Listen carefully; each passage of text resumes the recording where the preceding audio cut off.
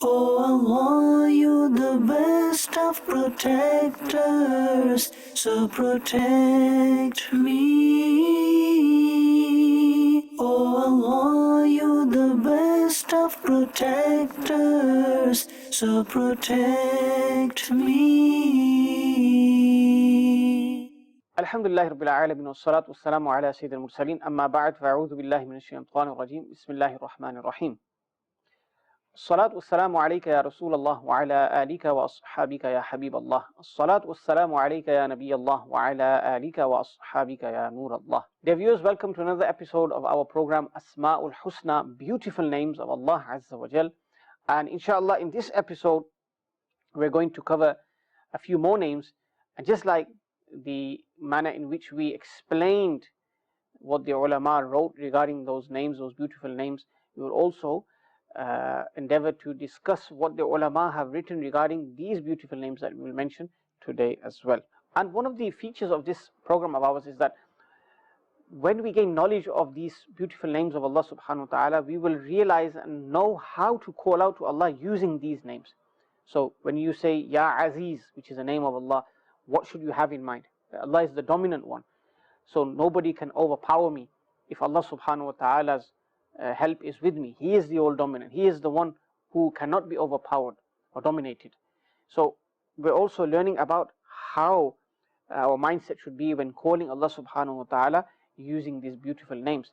And in the Quran we've been told to use these names. وَلِلَّهِ الْأَسْمَاءُ الْحُسْنَى. For Allah there are beautiful names. فَدْعُوهُ بِهَا. So call Him via those names. So inshallah, pay attention and you will understand how to call Allah subhanahu wa ta'ala using these beautiful names of His. The first name that we will discuss today and hear about is Al-Bari. This is mentioned in the Quran, Surah Hashr, verse 24. Allah subhanahu wa ta'ala states, Huwallahu al-Khaliqul Bari'u. In Surah Baqarah, verse 54, this name has also been used, Fatubu ila bari'ikum. Then incline towards your Bari. And we will hear what it means. Do tawbah towards Bari. Now some scholars say that these three names, Al-Khaliq, which we covered in the last episode, Al-Bari and Al-Musawwir, these three names all mean the same thing. This is according to some ulama of Islam. However, Imam Ghazali rahmatullahi alayhi in a very detailed manner has explained that no, each of these have their own particulars. Each of these have their own meanings, and inshallah we will briefly discuss them as well. What's the first difference between the names? Scholars have said that first, when something comes into creation, the first stage is khalq. And the meaning of khalq is to ordain something, to will something. How will it be? So even if you were to give a worldly example, when a manufacturer, he wants to make something, first he has a design, he has a plan in mind. He has to draw up the plan, the design, and then follow up on that design and make the product according to that. And without comparison, this is the case with Allah subhanahu wa ta'ala. First wills for something, ordains for something to be in a specific way. The second stage is to bring that design into existence, to bring that form into existence. This is the second stage. And the third stage is when the design is implemented on that thing. We will adorn that thing. Now, this is in terms of the worldly making and manufacturing. But Allah subhanahu wa ta'ala is not in need of any of these things, of course. He just says kun and it is. But based on His infinite wisdom, He first wills for something, ordains for it, and then that thing is brought into existence, and then it is made in accordance to the will of Allah subhanahu wa ta'ala, or how He Azza wa Jal ordained it. So the first stage, when willing something, is the stage of khalq. So Allah is khaliq, He wills for something, ordains for something. And then when He brings it into existence from non-existence, this is the stage of bari. He is bari. He brings something from non-existence into existence. And then there is the stage of designing or creating that thing according to the will of Allah subhanahu wa ta'ala. This is the stage of Musawwir. And when we look at Surah Hashr, Allah subhanahu wa ta'ala has mentioned it in this way as well. Wallahu al-Khaliq, al-Bari, al-Musawwir. These three stages, they have been mentioned in that particular order as well. And the ulama have explained what they mean. And I have briefly touched upon it before you as well. So this is one place where Al-Bari has been mentioned in the Quran, Surah Hashr. The other place, Surah Baqarah, verse 51, 52, when the Bani Israel have been mentioned. There's their account of when they began to worship the calf. There is a whole story of Musa alayhi salam going to the Mount Tur for 40 days, and he left his brother Sayyidina Harun alayhi salam in charge, but the people, they did not listen, and they started worshipping this cow, and they oppressed themselves. But then Allah subhanahu wa ta'ala forgave them. ثُمَّ عَفَوْنَا عَنْكُم مِّن بَعْدِ ذَلِكَ لَعَلَّكُمْ تَشْكُرُونَ. Allah Azza wa Jal forgave them for this, so that perhaps they may become grateful. And then further on, the next verse it mentions, وَإِذْ قَالَ مُوسَى لِقَوْمِهِ يَا قَوْمِ إِنَّكُمْ ظَلَمْتُمْ أَنفُسَكُمْ بِاتِّخَاذِكُمُ الْعِجْلَ فَتُوبُوا إِلَى بَارِئِكُمْ. Remember when Musa alayhi salam said to his qawm, indeed you have oppressed yourselves by worshipping the calf. فَتُوبُوا إِلَى بَارِئِكُمْ. So repent, incline towards Allah subhanahu wa ta'ala, meaning bari'ikum, your bari'. And bari' here, as we explained, the one who brings something into existence after non-existence. So the name bari', using it here is most appropriate. Why? Because they began to worship the calf. And Allah subhanahu wa ta'ala is their khaliq, is their bari', is their musawwir. And we covered in the previous episode as well that the one who is your khaliq, he is the one who is worthy of worship. Allah subhanahu wa ta'ala is the khaliq, he is the one whom we need to worship. So here they took the wrong thing. They took the calf as their ma'bud, ma'adallah. And here Allah subhanahu wa ta'ala is saying, repent to your khaliq, meaning the one you should have worshipped, the one who fashioned you, the one who formed you, the one who created you. So using this particular context is most appropriate. These stages of creation, subhanallah, there are mukhtalif, there are various stages as we know. And in one famous hadith which is mentioned in Bukhari and Muslim, Sayyidina Abdullah bin Mas'ud radiyallahu anhu is the narrator. The Prophet ﷺ said that for 40 days a person is in the mother's womb as fluid, as a drop of fluid, and then 40 days after that a clot of blood, and then for 40 days after that a lump of flesh. And then the hadith continues and mentions that Allah subhanahu wa ta'ala sends an angel towards him, meaning that the child in the mother's womb, soul is blown into him after 120 days. Allah subhanahu wa ta'ala commands the angel to write certain things. And what's that? Those certain things are his rizq, his sustenance, his being fortunate or misfortunate, his lifespan, and his death. So these things are written in the mother's womb. And once these are written, they are hung around the child's neck. So there are these various stages, and this is based on the infinite wisdom of Allah subhanahu wa ta'ala, this gradual creation. And the meaning of Rabb, the ulama explained this, that this is when a person is in the lowest of the lows, and Allah subhanahu wa ta'ala nurtures that being, and then finally it becomes a complete being. So in these three stages, Khaliq, Bari and Musawwir, we've heard about the stages, there is immense wisdom, and it shows the greatness of Allah subhanahu wa ta'ala. If Allah subhanahu wa ta'ala willed, a child can be born in an instant. All he says is kun, and it is. What is the wisdom? The wisdom is to show the power of Allah, the greatness of Allah. Khaliq shows us that the way Allah subhanahu wa ta'ala ordained is the best way. Look at insan, he is in the best form, and he is the greatest from all of the creations. Bari shows us that the way it was ordained, that's how the person was created. Again showing the perfection of Allah subhanahu wa ta'ala. And Musawwir, when the way a person should be was willed or ordained, when that comes into fruition and we see that, subhanallah, again it shows Allah subhanahu wa ta'ala is Musawwir, and again it's dalala, it's indication upon his power, his qudra as well. So this is something to keep in mind. Now the second name is Al-Musawwir that we're going to discuss today. And Al-Musawwir has appeared in the Quran just once, in Surah Hashr, in this very verse, Al-Khaliqul Bari'ul Musawwir. But him being the Musawwir and the different word forms, tasweer, these have come in the Quran in various places. For example, in one verse of the Quran, Allah Azza wa Jalla says, Ya ayyuhal insan, ma gharraka bi rabbika al-kareem, alladhi khalaqaka fasawwaka fa'adalak. That, O insan, what has deceived you regarding your Lord?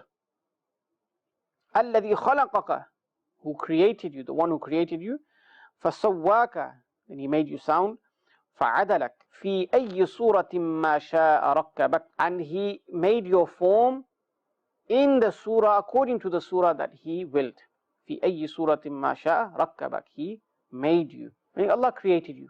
Allah willed for your body to be in a certain way, for your form to be in a certain way.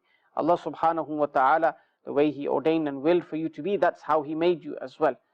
So look at the various stages. So when Allah subhanahu wa ta'ala has done all of this for you, what has deceived you regarding your Lord? Why are you so arrogant? Now, based on all of these things, you should submit to Allah. You should be humble before Him. You should acknowledge Him as the Creator, as the Bari, as the Musawwir.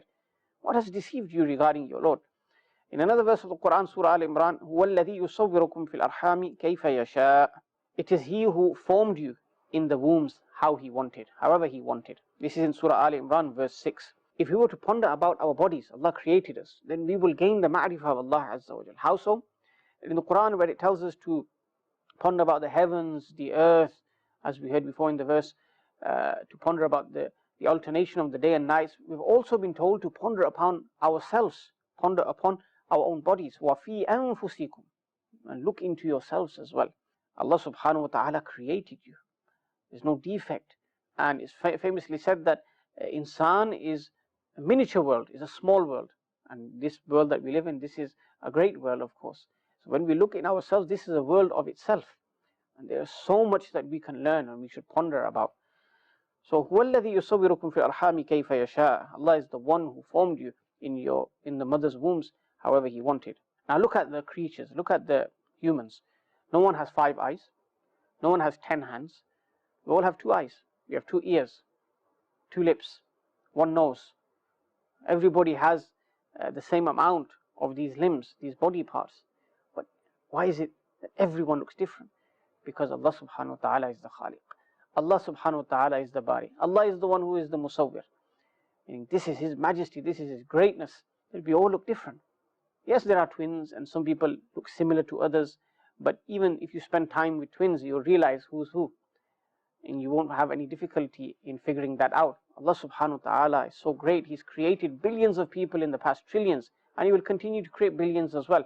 And everyone looks different. Subhanallah. This is the qudra of Allah subhanahu wa ta'ala. The nose is 1, the eyes are 2, the ears are 2, 2 lips, 2 arms, but we look so different. Subhanallah, Allah subhanahu wa ta'ala's creating power is so unique, so perfect. He even says in Surah A'raf, verse 11, خَلَقَنَاكُمْ ثُمَّ صَوَّرْنَاكُمْ. We created you and then we gave you the form that was ordained, that was willed. And here the ulama state a beautiful thing under this verse and other verses as well, that Allah subhanahu wa ta'ala made us in different tribes, different groups of people. Why? So that we can differentiate between each other. What if everybody was the same? It would be hard to differentiate, to recognize one another. That's why you have people from different tribes, different backgrounds, different ethnicities even. We recognize each other. Subhanallah, this is the blessing of Allah, this is the wisdom of Allah subhanahu wa ta'ala. And some people, they're so foolish that based on these ethnicities, based on their tribes or their lineage, they start to boast before others, they start to be arrogant, they start to look down on others. But Allah subhanahu wa ta'ala hasn't ordained that this is the factor for being great. This is the reason of superiority, meaning your skin color, your ethnicity, which group you belong to, which background you come from. No. Allah subhanahu wa ta'ala said, إِنَّ أَكْرَمَكُمْ عِنْدَ اللَّهِ أَتْقَاكُمْ. Indeed, the most noble from you in the court of Allah, in the sight of Allah, is the one who is the most fearful from you, who has the most taqwa, who fears Allah the greatest. And this is the mi'yar, this is the standard, this is the criterion that we should look at, not whose skin color is the best. Allah subhanahu wa ta'ala has created us all. Now, look at the world today, there's a lot of racism everywhere. People who are dark-skinned, they're looked down upon, ma'adallah. But when we look at the life of the Prophet sallallahu alaihi wasallam, one of his greatest companions, Sayyidina Bilal radiyallahu ta'ala an, he was dark-skinned. But his status in the court of Allah subhanahu wa ta'ala is such that in Jannah, he will be bestowed the leader of the heavenly maidens. He will be given so many blessings, unique blessings. He served the Prophet sallallahu alaihi wasallam. The Prophet sallallahu alaihi wasallam kept him close to himself. This was the rank and the shan of Sayyidina Bilal radiyallahu ta'ala an. He was dark-skinned, showing that skin color doesn't matter. It's the heart that counts. Allah subhanahu wa ta'ala, in one hadith, He does not look at your outer forms, your appearances. He looks at your heart and your niyat, your intention. And finally, I would just like to say that insan, Allah has created us, Allah has fashioned us, Allah has made us. We are ashraful makhluqat, the greatest from all the creations. Allah Jalla wa Ala says, لَقَدْ خَلَقْنَا الْإِنسَانَ فِي أَحْسَنِ تَقْوِيمٍ. We created insan in the best form. The ulama state the reason is And the biggest dalil for this is that the Prophet ﷺ was created in the form of a human being. He is the greatest human being. There is none like him. And because of him, we have the sharaf of being from Ashraful Makhluqat as well. The Prophet ﷺ, our beloved master, our intercessor, our guide, ﷺ, he was created as a human. But he is the greatest human being. And he is the master of all of creation. Alhamdulillah, through his wasila, we have also been granted sharaf and honor. So, to conclude, Allah is Khaliq, Allah is Bari and Musawwir. And we understood the differences between these three things briefly, as mentioned by the ulama. Allah subhanahu wa ta'ala enable us to worship him as he is our Khaliq, our Bari, our Musawwir. May Allah Jalla wa ala enable us to submit to him, to take the love of the world out of our hearts, and to be fully inclined towards the court of Allah subhanahu wa ta'ala. Until the next episode, may Allah preserve and protect all of you. Ameen bijahin Nabi al-Amin sallallahu alayhi wa sallam. Oh Allah, you the best of protectors, so protect me. Oh Allah, you the best of protectors, so protect me.